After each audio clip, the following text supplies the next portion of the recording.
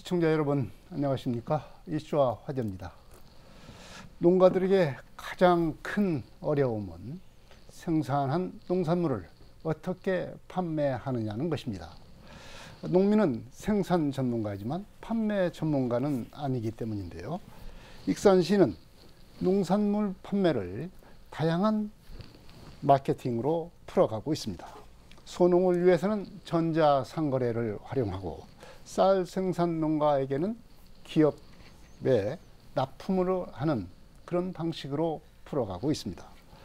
김형순 익산시 바이오 농정국장과 함께 익산시 농산물 판매 정책이 어떤 성과를 거두고 농민들에게 어떤 도움을 주고 있는지 얘기를 들어보겠습니다. 김 국장님 안녕하십니까? 네, 반갑습니다. 네, 이 익산시 농업 정책이 뭐 생산도 중요하지만 이 농민들이 어렵게 가장 부담스럽게 생각하고 있는 것이 이 판매이지 않습니까? 네, 맞습니다. 네. 이 다양한 이 농산물 판매 정책을 그동안 했는데 우선 이제 어떤 정책들이 있는지 소개를 좀 해주십시오. 먼저 그 중소농가에서 생산된 농산물은 그 노컬푸드 직매점과 마을 전대 상가를 통해서 판매하고 있고요. 특히나 학교급식에도 식재료로 공급을 하고 있습니다.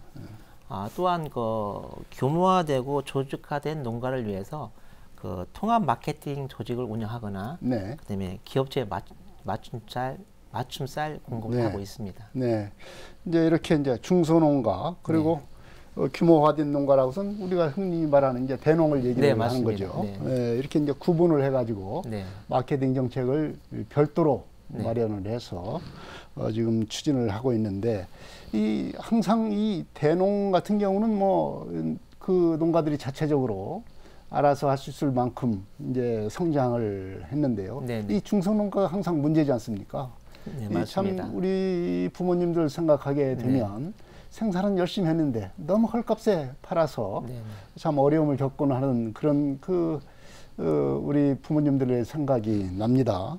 이제 그래서 이제 도입한 것이 이제 마을 전자 상거래인 것 같아요.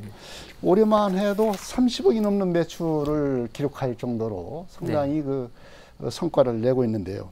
우선 그 처음 시작할 때부터 매출 증가 추세가 어떻게 되고 있는지 설명을 해 주십시오. 네, 마을 전자 상거래는 사업 초창기인 2019년도 그때 매출 한 5억 정도 됐습니다.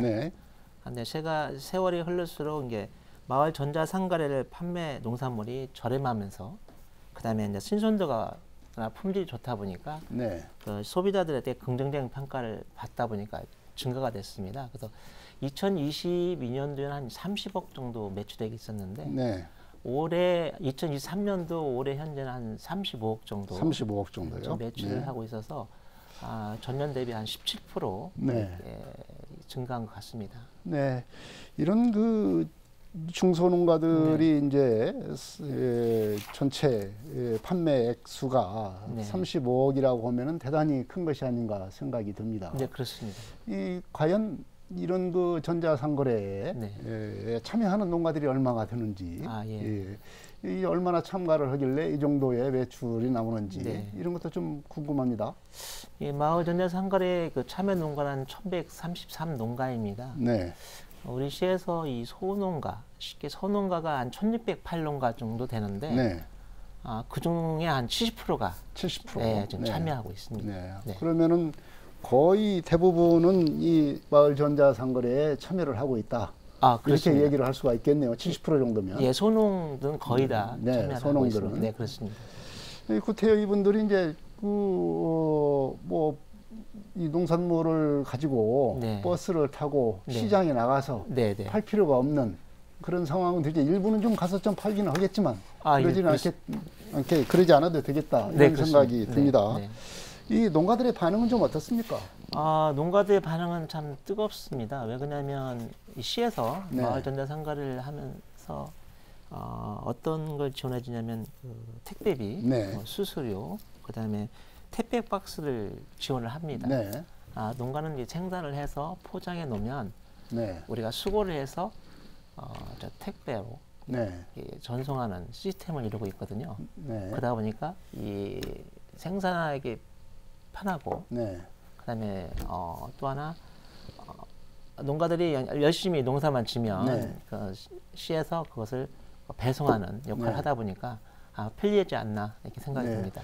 이제 생산을 해서 농민들 입장에서 보면 생산을 해 놓으면 이 시가 지원하고 있는 여러 가지로 활용해서 택배비, 뭐 박스, 뭐 수수료 이런 것까지 다 지원을 하니까 이 박스에 그냥 포장만 해놓으면 되지 않겠나 이렇게 생각이 듭니다. 맞습니다.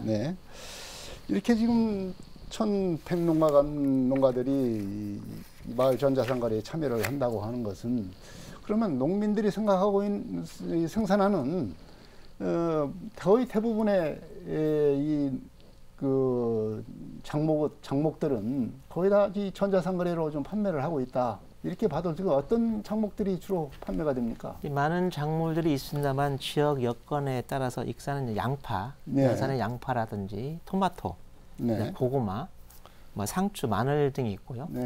뭐 그 밖에도 뭐 딸기, 메론, 뭐 썰이태 등이 있습니다. 그러면은 이런 그 마을 익산의 마을 전자상거래를 해서 소비자들이 이렇게 찾으니까 소농들이 이렇게 마을 전자상거래를 이용해서 인터넷으로 이렇게 판매를 하는 것 아니겠습니까? 맞습니다. 그만큼 소비자들도 그 반응이 상당히 높다 이렇게 얘기를 할 수 있겠네요. 그렇습니다. 이렇게 이제 전자상거래 참여가 늘어나는 것은 그 농가들 입장에서 보면은 뭐 어떤 이점이 있으니까 이렇게 전자상거래를 활용할 것 아니겠습니까? 편리한 점도 있고 아까 말씀하신 대로 이렇게 시가 지원하는 것이니까 편리하기 때문이지만 그만큼 또 소득이 좀 높으니까 참여할 것이다 이렇게 생각이 드는데 어떻습니까? 그 마을 전자상거래의 슬로건은 생산은 농민이 판매는 익산시로가 있습니다. 판매는 농민이 생산은 농민이 판매는 익산시가. 그래서 농업인들이 생산에 전념하고 판매는 익산시가 해주기 때문에 판매에 대한 걱정이 없고요.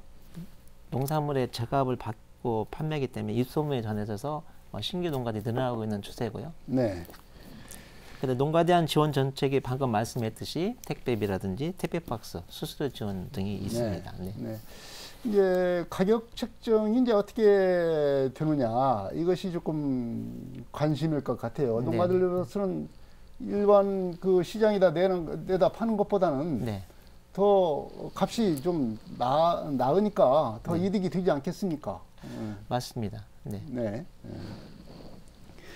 이제 전자상거래를 이제 하시는 분들이 이렇게 늘어나면서 요새 이제 농산물 판매에서 이제 트렌드라고 할 수 있는 게 이제 바로 라이브 커머스입니다. 저희 본인들이 직접 참여를 해가지고 이 방송을 통해서 여러 가지 유튜브랄지 아니면 뭐 일반 포털에 나가셔가지고 이 자기 농산물을 소개하면서 판매하는 라이브 커머스가 좀 요즘 트렌드인데 거기에 참여하는 농가들도 상당히 있을 것 같아요. 어떻습니까? 실질적으로 라이브 커머스는 익산시가 우체국하고 협약을 맺어서 1년에 한 2회 정도 이렇게 실시를 하고 있습니다. 그 뭐 농가들이 직접 제작한 것은 아니고요. 라이브 방송 시 농가가 출연해서 자신이 생산한 농산물을 품종이라든지 맛 이런 것을 본인들이 홍보를 합니다. 농가들의 경쟁력을 높이기 위해서 실제 그 제작보다는 유튜브 제작 교육을 먼저 시킵니다. 제작 교육을 먼저 시켜서 그래서 소비자와 직거래를 할 수 있는 그런 그 사람들의 실력을 갖춘 다음에 뭐 자가 유튜브를 이용해서 판매하고 홍보하는 그런 사례도 있습니다. 이제 그렇게 이제 우체국의 그 라이브 커머스를 활용하고 이제 이 라이브 커머스를 이렇게 한번 하면은 그것에 재미를 붙인 농가들은 상당히 많이 하더라고요. 그런데 보니까 그런 것 같습니다. 이 플랫폼도 이렇게 다양하게 활용을 하던데 익산 농민들은 이제 어떤 채널 등에 이게 플랫폼을 활용을 합니까?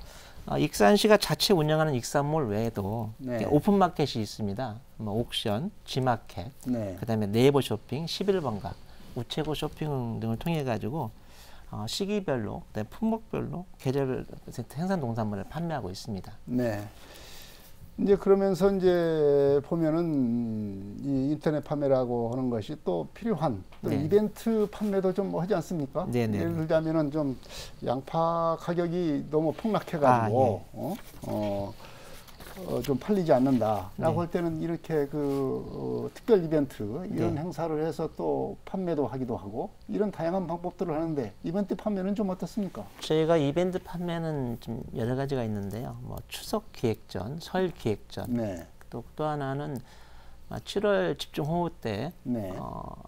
쉽게 해서 호우 피해로 입은 농가들을 농산물 팔아주기 네. 이벤트를 했는데 아마 이번에 한 달 동안 해보니까 한 2억 정도 판매가 있었고요. 지난 여름에 홍수가 났을 네. 때. 네. 또 하나는 어떤 게 있냐면 방울토마토가 특정 품의 약간 구토 유발 언론이 보도된 사례가 있습니다. 그런 적이 있었죠. 예, 토마토 농가들이 가격이 폭락한 사례가 있는데 그것을 저희가 이걸 통해 가지고 한 달 보름 동안 이런 프로모션을 했는데 한 3억 정도 판매를 해준 사례가 있습니다. 네.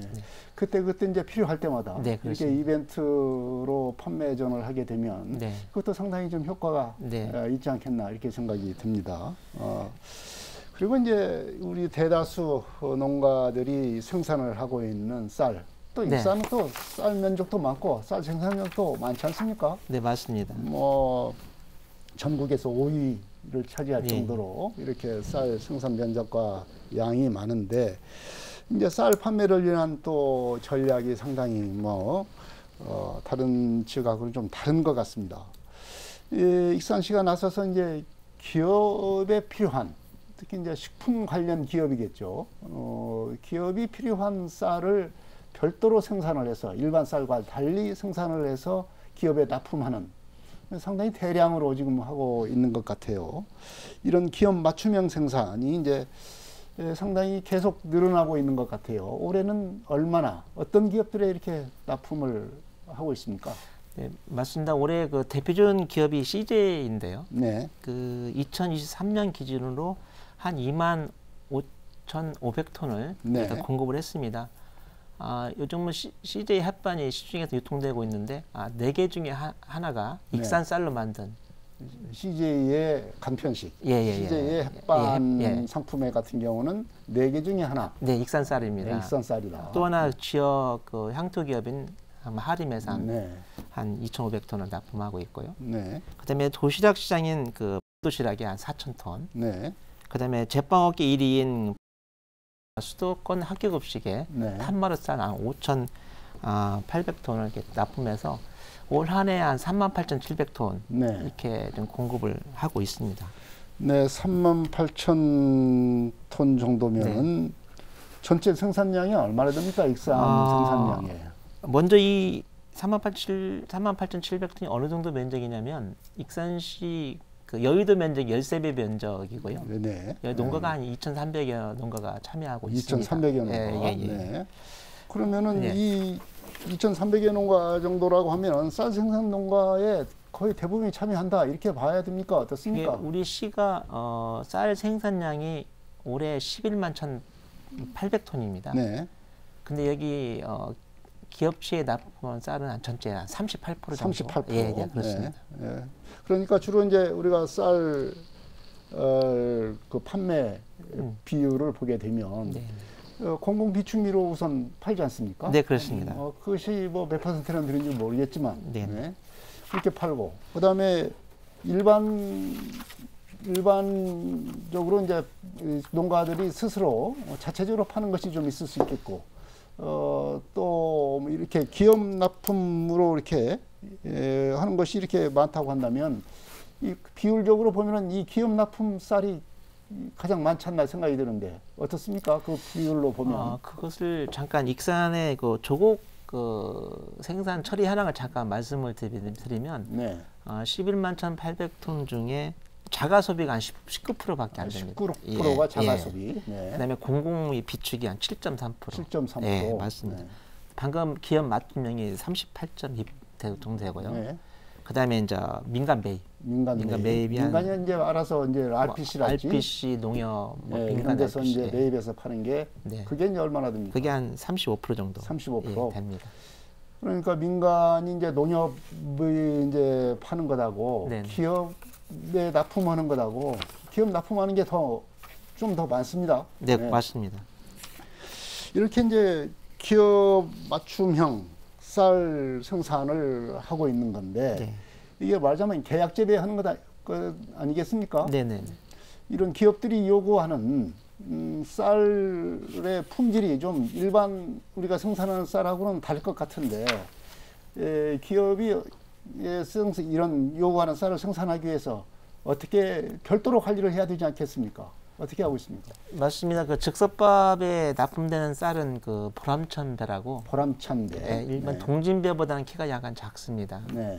그것을 이제 우리 농가들이 생산을 하기 위해서 저희 시에서 지원하는 것들이 뭐 종잡이라든지 농약들 일부 지원하면서 납품할 시기에 저희가 검사를 합니다. 검사를 해서 합격품에 한해서 그 납품하고 있습니다. 네, 그러니까 이제 이런 기업 맞춤형 쌀 생산에 참여한 농가들에 대해서는 이제 파종 단계부터 별도로 관리를 해야 되겠군요. 네, 그렇습니다. 그래서 이제 생산 관리도 하고 나중에 수확 직전에는 이게 마지막 검사를 해서 그런 품질 수준에 맞는 쌀만 이제 납품을 하게 되는 그런 과정을 거치게 됩니다.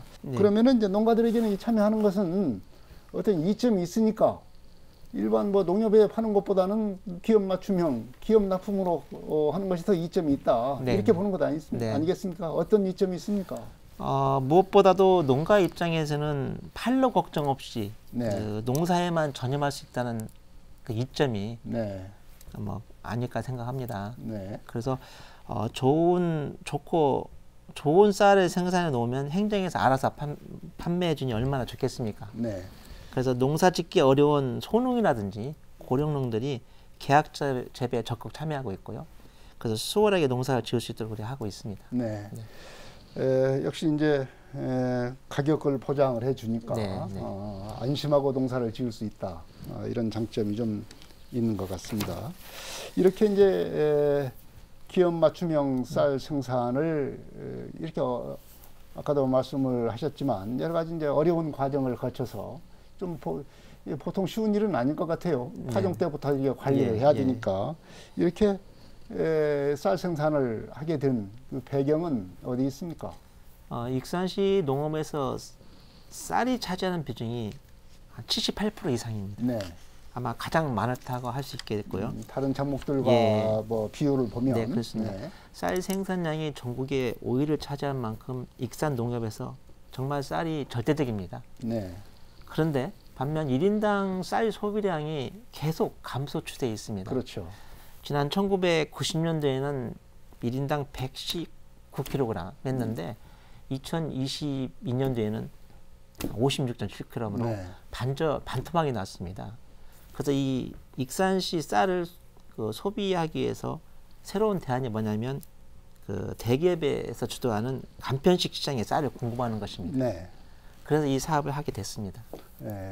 역시 이제 기업들에게 납품해서 이 판로를 갖다가 뚫어보겠다. 이런 것이 지금 적중하고 있다. 이렇게 봐야 되겠네요.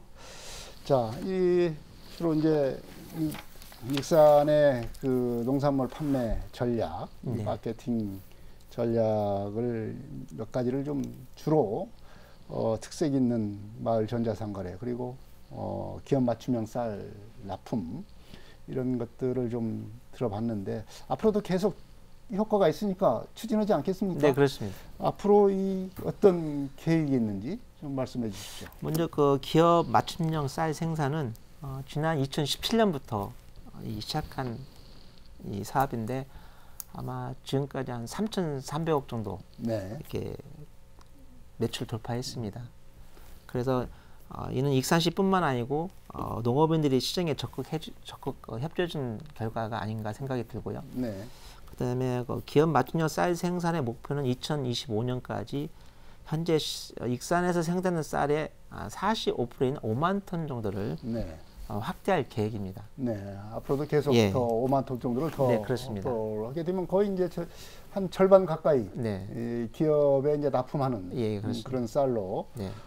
판매 문제를 해결하겠다. 네, 이런 그렇습니다. 문제고, 그리고 뭐 전자상거래에 대한 계획도 좀 있을 것 같아요. 전자상거래는 현재 코로나19로 비대면 유통이 가속화돼 가지고 입점 농가라든지 판매량이 늘어나고 있습니다. 네. 그래서 우리 시는 현재 35억 정도 매출을 하고 있는데 내년 목표는 한 40억 정도, 40억 정도? 목표를 해서 네.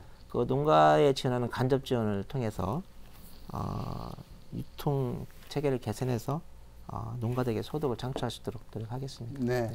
뭐 거의 뭐 쌀을 생산하는 농가는 물론 이 여러 가지 이를 다양한 작목을 가꾸고 있는 이 농민들에게는 이 정말 그 팔로 네네. 걱정 없는 네. 그런 쌀 생산에 전념하는 그런 상황이 될 수도 있겠다. 그런 날이 좀 머지 않았나 이렇게 생각이 듭니다. 네, 맞습니다. 네, 익산시의 농산물 마케팅 정책이 농가들에게 큰 힘이 되고 있는 것 같습니다. 특히 고령화하고 있는 중소농들에게는 전자상거래로 쌀 생산 농가인 기업 납품으로 이런 쌀 농산물 판매 문제를 해결해 나가면서 상당한 성과를 거두고 있습니다. 농가들이 판매 걱정 없이 생산에만 전념할 수 있는 그런 지역이 될 수 있는 날이 좀 멀지 않았나 이렇게 생각이 듭니다. 이슈와 화제 여기서 마치겠습니다. 지금까지 김형순 익산시 바이오 농림국장이었습니다. 김 국장님 고맙습니다. 감사합니다. 이슈와 화제 여기서 마치겠습니다. 다음 이 시간에 또 뵙겠습니다.